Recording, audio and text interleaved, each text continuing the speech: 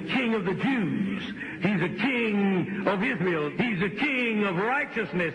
He's the king of the ages. He's the king of heaven. He's the king of glory. He's the king of kings. That's my king. El Ministerio Internacional Pentecostés en Marcha presenta Este es mi Rey con Edwin Marcos Díaz. Aleluya. Vamos a abrir nuestra Biblia en el libro de Números, capítulo 35. Me acompaña mi esposa, la pastora Amigdalia Camacho. Para que no nos conocen, somos los pastores de la primera iglesia Asamblea de Dios en Cuesta Blanca, Lajas, porque la iglesia tiene la autoridad de Jesucristo sobre enfermedad, sobre pobreza, sobre demonios, sobre principados, porque la iglesia es la novia de Jesús y usted es parte de esa iglesia poderosa. Y la Biblia dice para usted, para la iglesia de Limas, la iglesia de Jesucristo, que ni las puertas del infierno ni del Hades prevalecerán contra la iglesia. A su nombre, a su nombre. Cuando el pueblo de Israel sale del desierto y entra a la tierra prometida, la Biblia dice que el pueblo de Israel tenía que echar fuera a todos los feos, a los amoreos, a los jebuseos, a los heteos y a todas las naciones paganas e idólatras. Y cuando ellos expulsan esas naciones paganas fuera de la tierra prometida, y cuando empiezan a plantar ciudades, hay un mandamiento que le da Dios al líder, en ese caso a Josué, que se levantara 6 ciudades de refugio. 6 ciudades donde que el que por equivocación matara a alguien o por un accidente, o el que por equivocación hiciera daño a alguien, esa persona podía correr a esas ciudades de refugio. Y las ciudades de refugio eran ciudades donde se podían esconder. Allá en Estados Unidos, estuvimos ministrando como 5 años. Hay ciudades que los llaman ciudades de refugio o estados de refugio para las personas inmigrantes que no tienen documentos legales. No son indocumentados porque tienen documentos, pero no están legalmente en tierra americana. Entonces hay estados donde que los protegen, pero hay estados donde que los persiguen y los deportan, sin importar la condición. Entonces, la ciudad de refugio era un lugar donde que alguien podía ir y entrar a esa ciudad y que lo iban a proteger. Según la ley de Moisés, dice que si alguien mata a mi familia, yo tenía todo el derecho de vengar y asesinar al que mató a alguien de mi familia. Pero también Dios, en su misericordia, pone ciudades de refugio. La ciudad de refugio era donde que la persona tenía que ir y decir: por favor, si ha cometido un accidente, yo no tengo la culpa de haber hecho daño a alguien. La obra del Señor demanda muchas veces encontrar un refugio de parte de Dios. Las ciudades de refugio tenían unos nombres peculiares. El primer lugar de refugio significaba Cades, que significaba refugio para pecadores. Los pastores sabemos, y todos los cristianos sabemos, que la iglesia de Jesucristo, que el templo de oración, es un refugio para pecadores, porque nosotros éramos pecadores. Mas cuando vinimos al refugio de Jesucristo, la sangre de Jesucristo, que nos limpia de todo pecado, nos dio el refugio y estamos bajo la sombra y el abrigo del Altísimo. Entonces, esta ciudad simboliza a Jesucristo. Simboliza el refugio que solamente Jesús puede dar. No hay nada ni nadie que nos puede alejar del amor de Dios. Nuestro refugio es en Jesús. No hay otro medio de salvación en toda la tierra. No hay ceremonias religiosas. No hay líder religioso que te puede dar salvación. No hay ni una mujer intercesora. Solamente Jesucristo. Y dele aplauso al Señor. Jesús. Cristo, Cristo, Cristo, Cristo, Cristo, Cristo. Gloria a Jesús. Sonría que Dios le ama. Eso aprendí de Gigi Ávila hace más de 20 años cuando se fue a predicar allá a mi pueblo. Pero sonría. Yo sé que algunos han comido pollo en la tarde, pues no quieren sonreír, pero sonría, Dios le ama. Primera ciudad es Cade, que significa refugio para pecadores, o también se llama lugar santo o lugar de justicia. Después, la segunda ciudad significa Siquem. Siquem significa hombro. ¿Cuántas veces has necesitado un hombro donde llorar? ¿Cuántas veces has necesitado un lugar donde a alguien quien contar con él para que pueda orar por ti? ¿Cuántas veces hemos necesitado que alguien venga y nos comprenda y pueda decir, no te preocupes, ven hermanito, voy a orar por ti? Ustedes sabían que yo dejé a una novia porque yo le estaba contando mi problema y ella decía, no, que tú me has tratado así, que tú... Entonces yo le digo, pero mi mamá está enferma, quiero que me ayudes a orar. No, es que tú me has hecho esto. Yo le dije, está bien, se acabó. Porque hay momentos que nosotros necesitamos consuelo. Amén. Si la persona que dice que te ama no va a orar por ti, no te va a ayudar. Necesitamos un hombro. Y el hombro por excelencia es Jesucristo. El hombro por excelencia en la iglesia son los pastores, son los líderes, son los ancianos, pero ancianos maduros. Amén. Ancianos que cumplan, no que tengan cumplimiento. ¿Cómo es eso? Que cumplan con el Señor de amar. El que tiene cumplimiento cumple y después dice miento. Denle un aplauso al Señor. Que cumplan con el amor de Dios. Amén. No a todos podemos contar nuestros problemas. No con todos podemos unirnos a orar. Una vez proclamamos a oración en una iglesia y decimos, vamos a orar por los esposos. Los esposos que se están enfriando el amor hacia sus hijos y hacia su esposa. Y todos estaban orando y una hermanita decía, Señor, el pastor dijo que yo ore por mi esposo. Señor, mátalo, ese desgraciado me dejó sola con todos mis hijos, mátalo. Yo le dije, hermanita, no, así no es.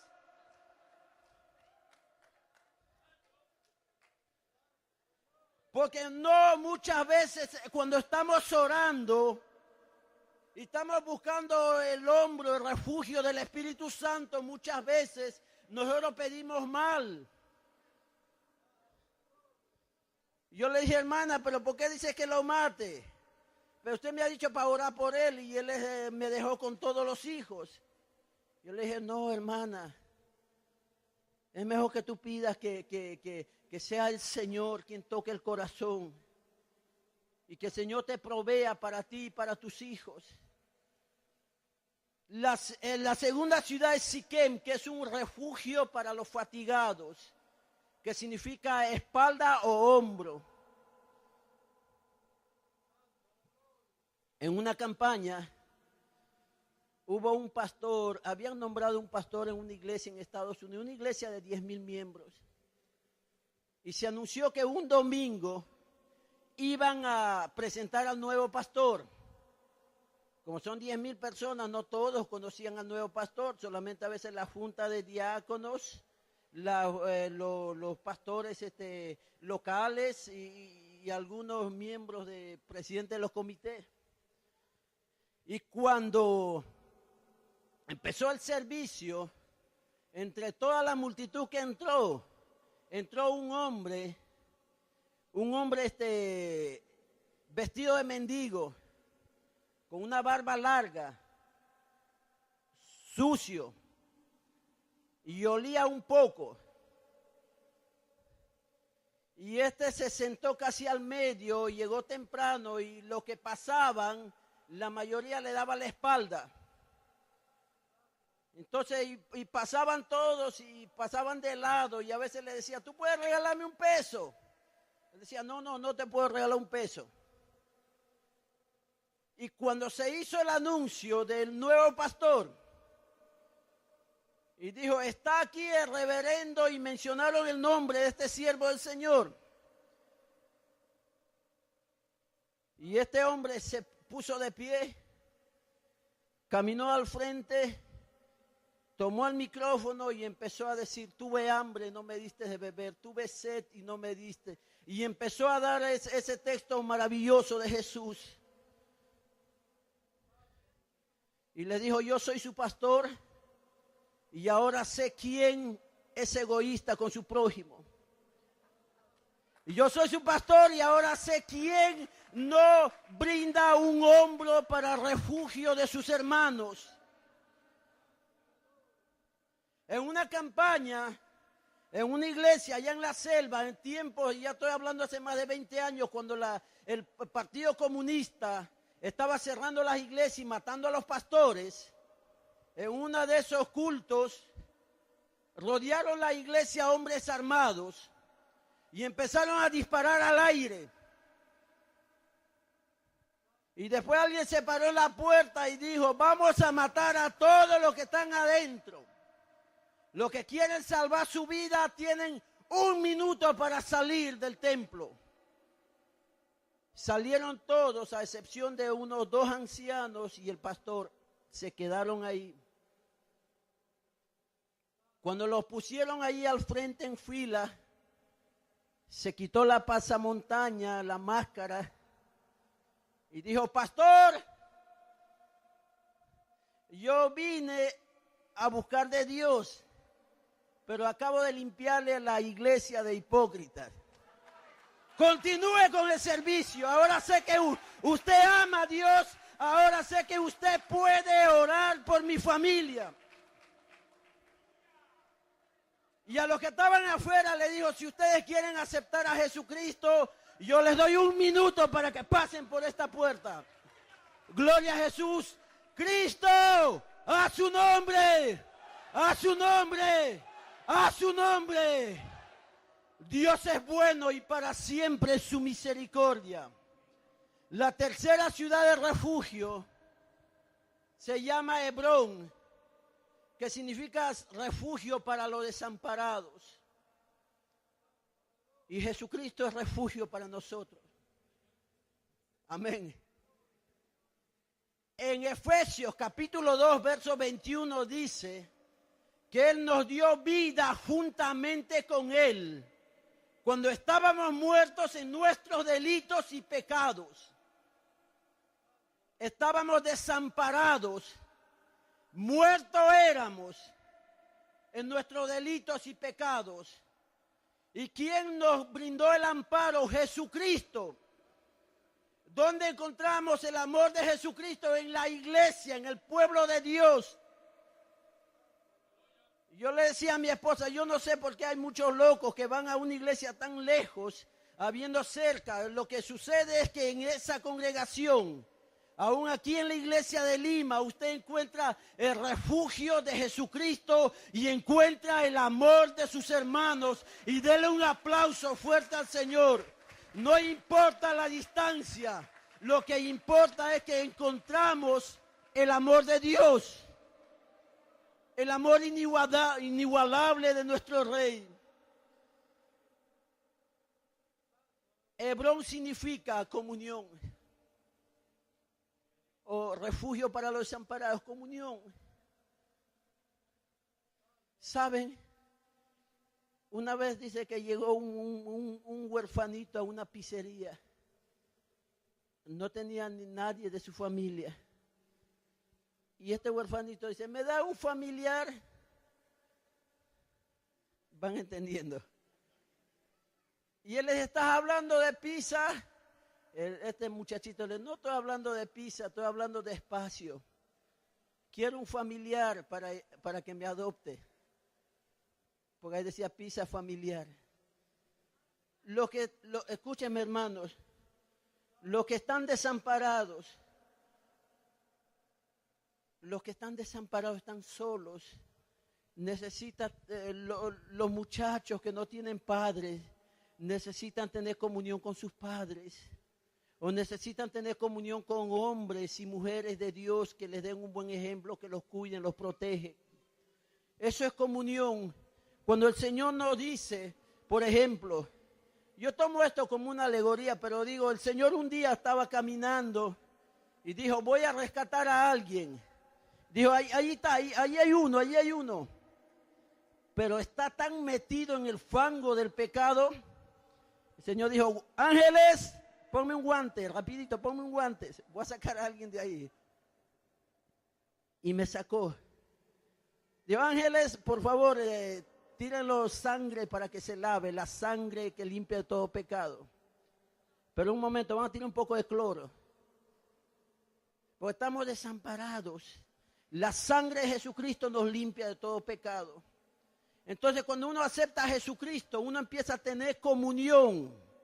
Dice, Señor, tú eres mi Padre. El Señor dice, tú eres mi Hijo. Señor, yo te amo. Yo te amé primero. Señor, ayúdame. Ya te estoy ayudando, por eso estás en mis manos. Señor, bendíceme. Tienes vida, tienes voz, ve y predica. Señor, gracias. No te preocupes, yo te voy a abrir la puerta. Eso es comunión. Es Dios y el hombre. Dios y el hombre. Dios y el hombre. Comunión siempre. Siempre con Cristo no hay depresión. El que tiene depresión, dile a la depresión en el nombre de Jesús, fuera.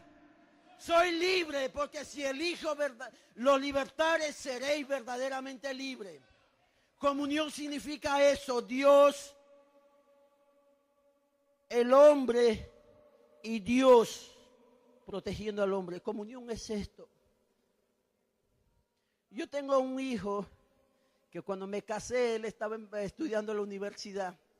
Él se llama Leonel, él toca el piano y él canta en la iglesia. Estaba bien cansadito porque los domingos estamos ayunando y estamos ministrando en la iglesia de Cuesta Blanca. Él tiene 27 años, ama al Señor y no se quiere ir de la casa. Y yo sé, y como pastor yo aconsejo a los que tienen 14, 16, 18, 19 años y quieren casarse, uno le dice, aguántate todavía te falta, acaba la universidad.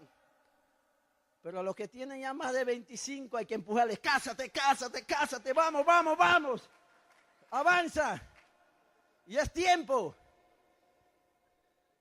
Comunión es eso, cuando el hijo no quiere soltarse del Padre, cuando usted no quiere soltarse de la mano poderosa de Jesucristo, cuando Jesucristo siempre le está bendiciendo, eso es comunión, no soltarse nunca. Y una de las ciudades de refugio simboliza la comunión del hombre con Dios, la comunión de la iglesia con Jesucristo, la comunión de los hijos de Dios. Denle un aplauso, pero bien fuerte al Señor. ¡Aleluya! Santo es el Señor. La cuarta ciudad de refugio se llama Becer, que significa castillo o fortaleza. Castillo o fortaleza. Y yo sé que a veces nosotros o las personas que nunca han estado en un sitio extraño, sin conocer a nadie, no sabe en magnitud lo que significa un castillo, un refugio, una fortaleza. Muchas veces tuve que caminar como 2 días por la cordillera de los Andes y pasar por ciudades que no me conocían. A veces la noche me anochecía en lugares menos esperados. Y ahí donde uno busca un refugio para pasar la noche, cuando está cayendo la nieve, uno busca un refugio donde poder sentarse aunque sea y tomar un poco de calor o algo que te protege de los vientos helados o del sol caliente. Un refugio o una fortaleza es cuando alguien está buscando dónde estar. Los muchachos que no tienen padres buscan un lugar cómodo y seguro, un lugar donde los amen. Las personas se casan porque quieren que el esposo o la esposa, que juntos puedan formar un nido de amor y una fortaleza para protegerse entre ellos. Pueden preparar un lugar maravilloso para criar a los hijos. Las ciudades se levantan y se levantan casas y sobre casas pegados porque entre ellos se protegen. Pero si te encuentras en la vida, en medio de la nevada, bajo los vientos fríos cortantes, y te sientes cansado, cansada, y no sabes dónde pasar la noche. Muchas veces espiritualmente nos hemos encontrado así. A veces vas al buzón del correo y ves y hay un bill que es tan bill, por eso se llama bill, una factura que te obligan a pagar algo que había firmado sin darte cuenta. Y a veces te sientas y ya escuchas una llamada de teléfono y te dice la persona que tú amas está agonizando en el hospital. Después cuando vas al cuarto de tu hijo te das cuenta que tu hijo se fue de casa hace más de una semana. Y llega un momento después, acabas de pagar una deuda, acabas de pagar el carrito y se rompe el motor, se quiebra o se broken the motor, I don't know. ¿Ves que hablo quechua? Hablo español y hablo inglés. Gloria a Jesús. Después sales de una deuda y aparece otro. A veces nos sentimos así. Quiero decirles, nuestra fortaleza es el Señor. Nuestra fortaleza es el Señor. El que abriga el abrigo del Altísimo morará bajo la sombra del Omnipotente. Nuestra fortaleza es Jesús. En los momentos bien difíciles, la vida es dura, pero ustedes tienen la bendición de tener a Jesucristo. Ustedes tienen la bendición de tener a Jehová que está con ustedes como poderoso gigante. Ustedes tenemos la bendición la Biblia dice, el que nos persigue va a tropezar. Porque Dios con nosotros, ¿quién contra nosotros? Todo lo podemos en Cristo que nos fortalece. Jehová Jireh, Jehová es nuestro proveedor. Ustedes sabían que cuando llegué a Puerto Rico, lo único que traje es una maleta así chiquitito de ropa. Después traje una maleta así grande, lleno de libros, diccionarios bíblicos, puros libros cristianos. Mi cuñado trabajaba en construcción, le dije, levante esa maleta por favor y llévalo al carro. No podía cargarlo. Tuve que arrastrarlo.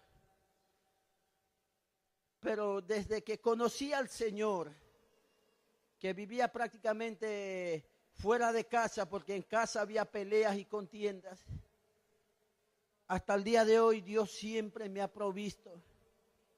Dios siempre me ha provisto. Nos ha llevado allá a Estados Unidos a levantar un instituto bíblico juntamente con mi amada esposa.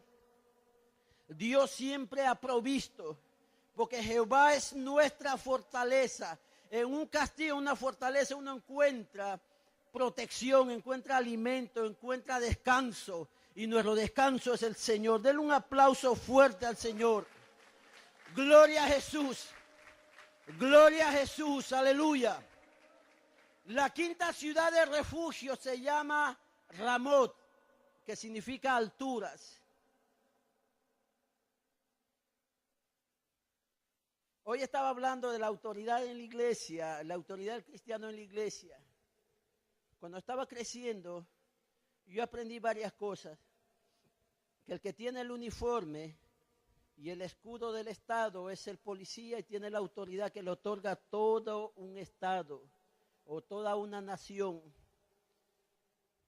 Aprendí otra cosa, el que camina con un palo por sitio que no conoce, el palo simboliza la autoridad sobre los perros que quieran morderlo. Porque si el perro ve a alguien caminando sin un palo, el perro salta sobre él. Pero si le ve con un palo, el perro no es tan perro porque piensa bien antes de atacar. O sea, no es tan animalito.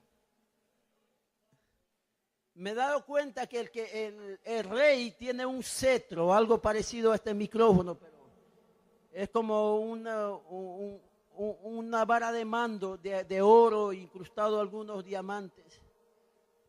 Y esa vara de mando y la corona simbolizan autoridad. Algunos tratan de imitar autoridad teniendo un carro grande, una guagua, un 4x4, y después lo trepan la goma sobre otra goma para que sea más alto. Entonces, bueno, tienen autoridad en la carretera, porque cuando ellos vienen a las millas, ya de un corte pastelillo, yo tengo que decir, ¡ii! Con mi carrito. Porque imponen el espacio que ocupan. También me he dado cuenta que la autoridad lo lleva el que tiene un uniforme, no necesariamente de policía. Los médicos tienen la autoridad de la bata blanca porque ellos deciden qué medicina y qué tratamiento dar a qué paciente. Para eso se prepararon. Y los médicos han sido usados por Dios muchas veces. La mayoría de las veces Dios los ha usado. Y hay médicos que a veces te dicen, no te preocupes, ¿tú crees en Dios? Sí, bueno, ponte a orar que todo va a salir bien, no te preocupes. Médicos que no creen en Dios, animando a veces a los cristianos. Los jueces tienen la autoridad. Yo me acuerdo en una oportunidad un pastor que iba a predicar con una bicicleta y un día bajaba las millas de una cuesta con una bicicleta y se le llevó enredado a la mamá de una hermana. Y la mamá de la hermana se raspó algunas cosas, una parte del codo, del hombro, y lo llevó y lo puso una denuncia a ese pastor. Se sentaron ante el juez y el juez le dice, ¿en qué trabaja? Yo soy pastor de una iglesia. Y usted, yo asisto a esa iglesia con mi hija. Y el juez dijo, bueno, tenía todos los libros, todas las cosas ahí. Él cogió, abrió una gaveta y tiró todo a la gaveta. Abrió otra gaveta y sacó la Biblia. Y le dijo, vamos a hablar ahora. ¿Cómo es posible que ustedes siendo cristianos no puedan ponerse de acuerdo? Y el juez lo cogió y les dio duro con la palabra. Le dijo, ahora déjense de bobería, reconcíliense ahí y váyanse en paz. Y ahí el hermanita pidiéndole perdón al pastor. Y el pastor diciendo, yo no había visto porque estaba oscuro. Es que todavía no han hecho las bicicletas que tengan luz, que puedan alumbrar. No es mi culpa. Porque quiero decirles, nosotros amamos al Señor.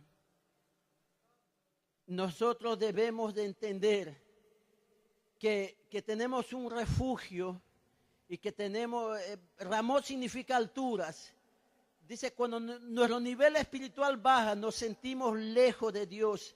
Le decía que la autoridad es algo que pone a alguien en un lugar alto. Los políticos se hacen un estrado y un púlpito también para dar conferencias. Al menos la posición alta significa autoridad.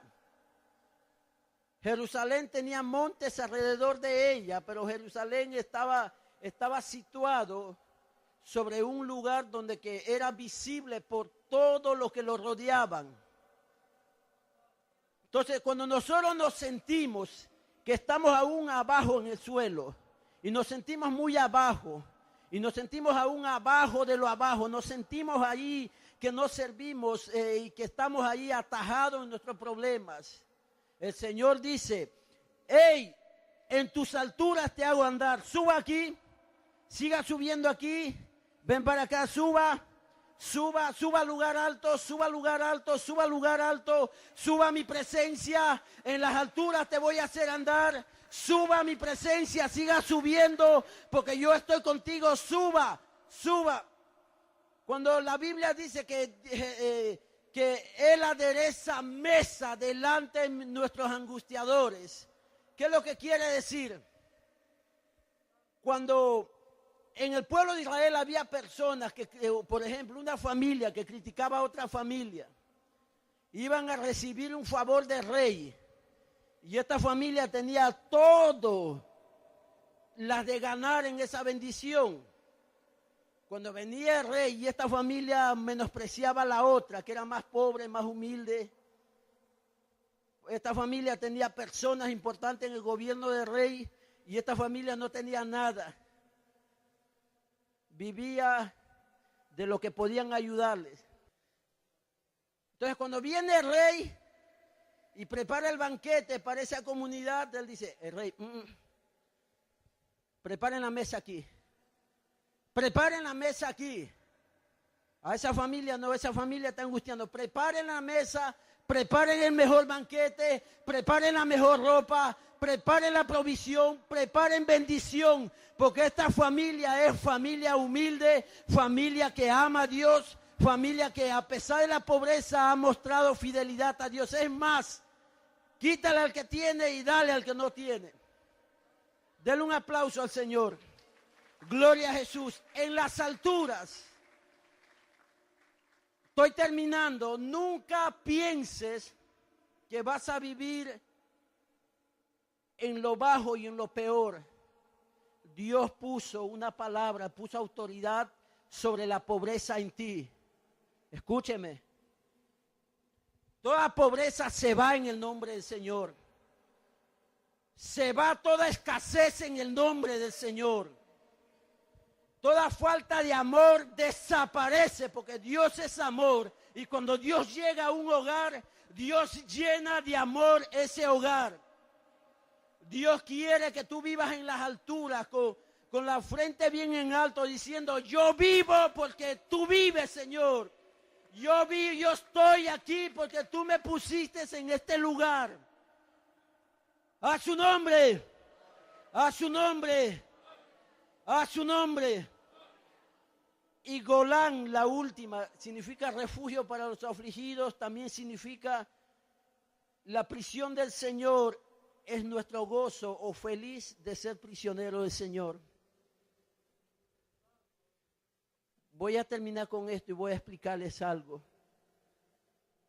La palabra libertad no existe en el sentido que usted piensa, pero la palabra libertad sí existe en el sentido que Dios quiere que pensemos.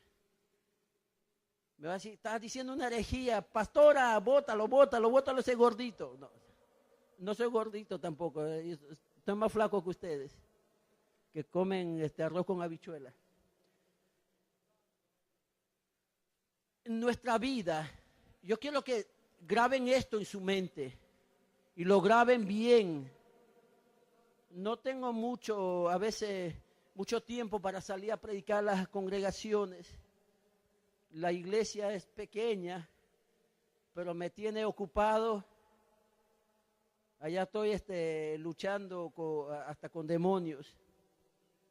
Pues esa comunidad es una comunidad bien dura para oír el evangelio del Señor. Y esa comunidad ha sido maltratada también por muchas personas que decían que amaban al Señor. Miren, escúchenme. Hay dos cosas. O servimos al pecado, servimos al diablo o servimos a Dios. La libertad en ese sentido de hacer lo que tú quieras no existe. La libertad en Cristo es hacer lo que Cristo nos manda a hacer. Ahora, o servimos a Dios o servimos al enemigo de las almas. Escúchenme.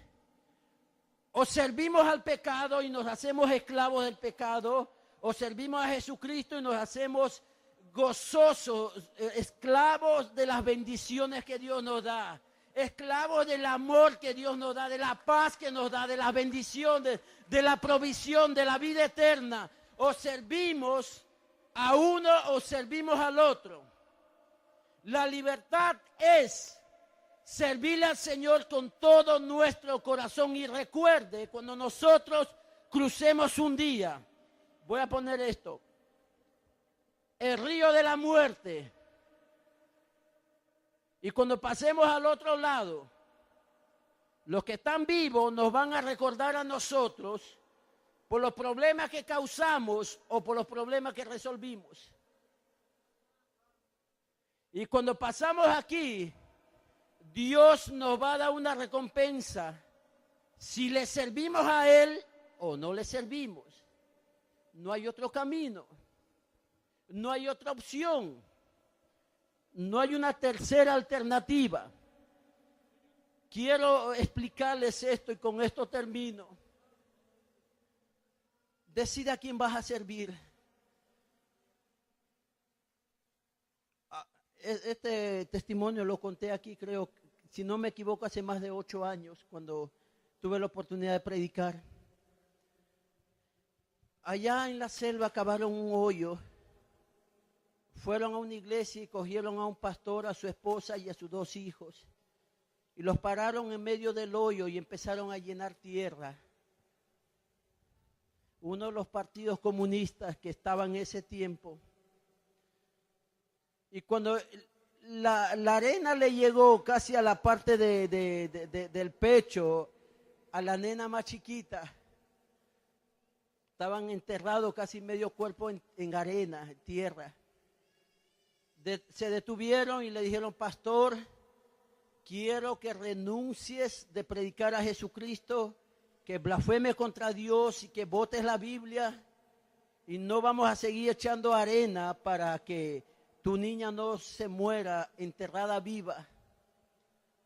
Y el pastor dijo: toda la vida le he servido al Señor, el Señor nunca hizo mal con nosotros. Y echaron arena y la nena murió. Siguieron echando arena al varoncito más grandecito. Y ya les daba la arena en la parte del cuello.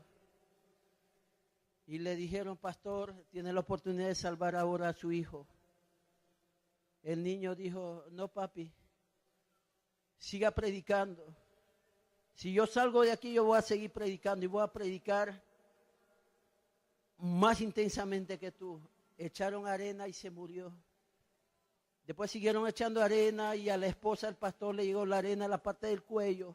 El pastor tiene oportunidad de salvar a su esposa, todavía es joven, todavía puede darte hijos, pero renuncia a Jesucristo, blasfema contra Dios y bota la Biblia.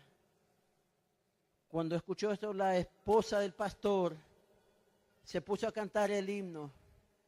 Yo espero el día alegre cuando Cristo volverá. Echaron arena y murió la esposa, murió el pastor. 20 hermanitos en esa iglesia, una iglesia pequeña. El diablo dijo: logramos anular una iglesia. Y se fueron. Salió noticias, una tristeza en toda la comunidad, en los pueblos vecinos. Antes de los 7 días, estos 20 hermanitos se encontraron en el monte. Se tomaron de la mano, cayeron de rodillas. Y uno de ellos dijo, si mi pastor fue capaz de dar su vida por Jesucristo, yo también estoy dispuesto a morir por la causa del Señor. Y en eso que estaban orando, cayó el Espíritu Santo sobre los 20. Y empezaron a hablar en lenguas. Y las personas que empezaron a ver a lo lejos al monte, veían que como si rayos y truenos y luces salían de ese lugar del monte. Y cuando salieron estos 20, empezaron a predicar a diestra y siniestra. Cuando se acercaban los enemigos del evangelio, milagrosamente Dios los libraba y se plantaron en menos de 3 años más de 40 congregaciones y hubo un avivamiento tal en la parte de la selva de Perú que en 5 años se levantaron más de 200 iglesias y había sanidades, había milagros, había el poder de Dios, porque con Dios haremos proezas, porque nada ni nadie puede tocar a la iglesia del Señor, porque la sangre de los mártires son semilla del evangelio. A su nombre, a su nombre, a su nombre.